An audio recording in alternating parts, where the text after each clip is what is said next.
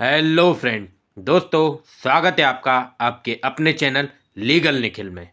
मैं आपका दोस्त एडवोकेट निखिल हर रोज़ कानून से जुड़ी जानकारियां इस चैनल के माध्यम से आप तक पहुंचाने की कोशिश करता हूं।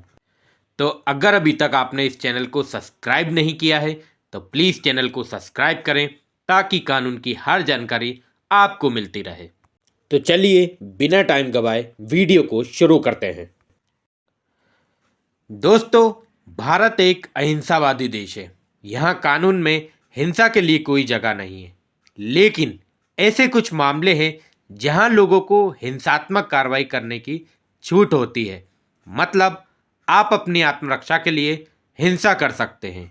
इसी कानून के तहत आप अपनी मेहनत की बनाई पूंजी से खरीदी हुई संपत्ति या जमीन से अवैध कब्जा हटवा सकते हैं। इसके लिए आप लाठी डंडे या बंदूक तक इस्तेमाल कर सकते हैं। लेकिन दरअसल आईपीसी में हर नागरिक को आत्मरक्षा यानी सेल्फ डिफेंस का अधिकार देता है।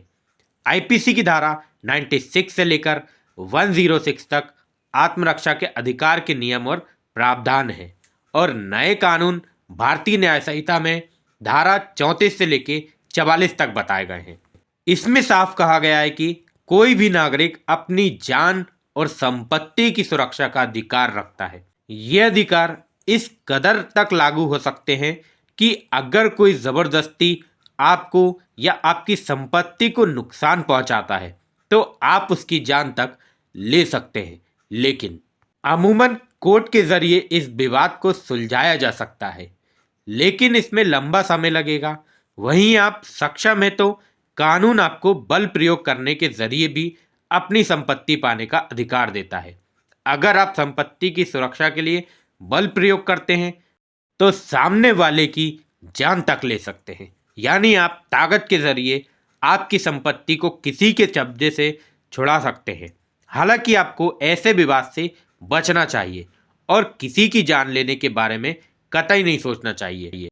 इसकी बड़ी वजह यह है कि फिर विवाद और ज़्यादा बढ़ सकता है और कुछ भी हो सकता है। अब बात करते हैं कि कैसे काम करता है ये कानून। तो इस कानून के तहत अगर किसी ने आपकी संपत्ति पर कब्जा करके उस पर कोई निर्माण कर लिया है, साथ ही उसमें अपना सामान लाकर भी रख लिया है, तो ये कानून आपको वापस आपकी संपत्ति पाने के लिए बल प्रयोग करने की इजाज़त देता है। आप ना सिर्फ अपनी संपत्ति को गिराकर यानी ढहाकर उस पर दोबारा कब्जा कर सकते हैं, बल्कि उसका सामान भी अपनी संपत्ति से निकाल कर बाहर फेंक सकते हैं। ऐसे में कानून भी लेगा आपका पक्ष। अमूमन किसी की संपत्ति या निर्माण को गिराने पर कानूनी कार्रवाई का सामना करना पड़ता है, लेकिन आत्मरक्षा के अधिकार के कानून का संरक्षण अगर आपको प्राप्त होता है तो ऐसे मामलों में आपके खिलाफ कानूनी कार्रवाई नहीं की जाएगी। इतना ही नहीं, अगर दूसरा पक्ष आपके खिलाफ कोर्ट में या पुलिस में शिकायत दर्ज कराता है तो वहां भी आपके पक्ष में ही सुनवाई की जाएगी। अब बात करते हैं कि कितना नुकसान कर सकते हैं आप। तो ध्यान देने वाली बात यह है कि इस कानून के तहत आपको भले ही संरक्षण प्राप्त हो और आप अपनी संपत्ति को ताकत का इस्तेमाल करने के बिना कोर्ट का चक्कर काटे भी हासिल कर सकते हैं, लेकिन इसकी कुछ पाबंदियां भी हैं। ये कानून तय करता है।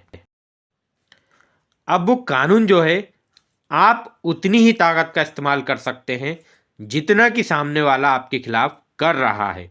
यानी अगर आपकी प्रॉपर्टी पर कब्जा करने वाले ने आप पर लाठी डंडों से हमला किया है तो आप भी इसी का इस्तेमाल कर सकते हैं। अगर वे आपको गोली मारने की या जान लेने वाले हथियारों से हमला करने की कोशिश करता है तो आप भी अपने बचाव में इसी तरह का घातक बल प्रयोग कर सकते हैं। अगर प्रॉपर्टी को लेकर पहले से ही मुकदमा चल रहा है, यानी आपने उसे खाली कराने के लिए कोर्ट में बात दायर कर रखा है, तो आप बल का प्रयोग नहीं कर सकते हैं। अगर आप ऐसा करते हैं तो ये आपके खिलाफ ही जाएगा और आपको भी कानूनी प्रक्रिया का सामना करना पड़ सकता है। तो दोस्तों, इस तरह से कानून है। तो मिलते हैं नेक्स्ट वीडियो में किसी नए टॉपिक के साथ। तब तक के लिए जय हिंद, जय भारत।